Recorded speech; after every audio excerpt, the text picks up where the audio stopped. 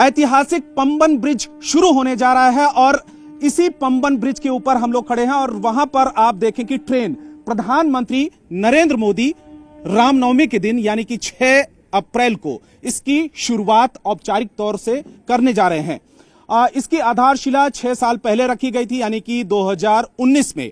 यह बेहद ही अनूठा ब्रिज है और जिस जगह पर हम लोग खड़े हैं इसको कहते हैं वर्टिकल लिफ्ट वाला पंबन ब्रिज, यानी कि ये पूरी के पूरी तरीके से अगर समुद्र में कोई शिप आती है यहां से गुजरती है तो ये लिफ्ट यानी कि पूरी तरीके से ऊपर उठ जाएगा और नीचे से शिप गुजर सकेगी। हमारे साथ में भारतीय रेलवे के प्रवक्ता दिलीप कुमार जी भी हैं। ये तमाम जो तकनीकी मामले हैं उसको बताएंगे। सर, किस तरीके से ये लिफ्ट होगा, कितना ऊपर ऊंचाई तक होगा और जो पुराना ब्रिज है उससे कितना ये डिफरेंट है? बिल्कुल, देखिए, रामेश्वरम की पुण्य भूमि को भारत की मुख्य भूमि से जोड़ने के लिए यह पुल बनाया गया है। इससे एक बार पुनः जो भारतीय रेलवे नेटवर्क की जो कनेक्टिविटी है वो रामेश्वरम तक स्थापित हो गई है।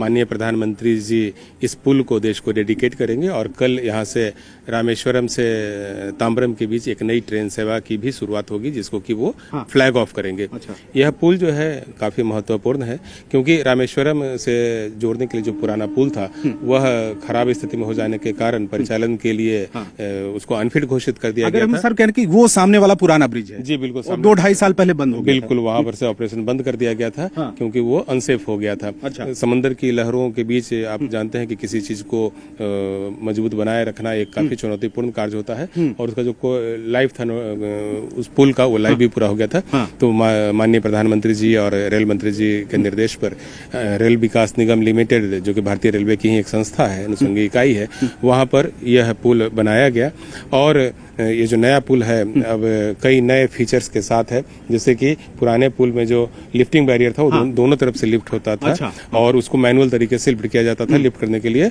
और उसमें वक्त भी लगता था। दर्जनों लोगों को लगाया जाता था और उसमें करीब 1 घंटे का समय लग जाया करता था। तो इससे रेल परिचालन बुरी तरह से प्रभावित होता था।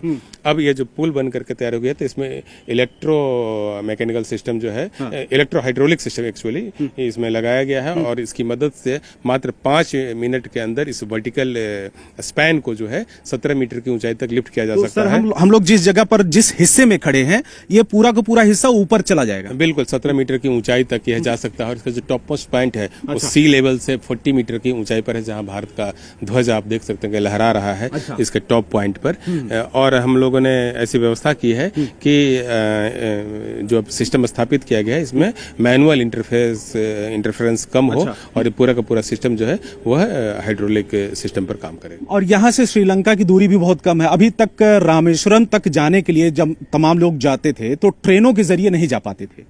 नहीं, मतलब 2-2.5 साल से वर्षों से ट्रेन परिचालन होता रहा है। पिछले 2.5 सालों से ट्रेन परिचालन स्थगित कर दिया गया था क्योंकि पुराना ब्रिज जो है वो अनसेफ घोषित कर दिया गया था। अब ये नया ब्रिज बन गया है तो भारत के हर हिस्से से लोग सीधे रामनाथ स्वामी जी के दर्शन के लिए रामेश्वरम आ सकेंगे। इससे देश के करोड़ों लोगों को फायदा होगा। साथ ही जो रामेश्वरम की जो इकोनॉमी है वो मजबूत होगी और सबसे बड़ी बात यह है कि इस पुल के बन जाने से और हिमालय में कश्मीर की वैली तक सीधी ट्रेन सेवा स्थापित होने के बाद भारतीय संस्कृति में जो आसेतु हिमालय की जो संकल्पना है उस संकल्पना के आधार पर भारतीय जो कि देश की एकता का वाहक भी है, देश की एकता को बढ़ाने में भारतीय रेल की अहम भूमिका होती है। तो अब रामेश्वरम से लेकर करके कश्मीर तक भारतीय रेल के माध्यम से हम एक दूसरे जगह पर जा सकेंगे और इससे जो है राष्ट्रीय एकता को मजबूती मिलेगी।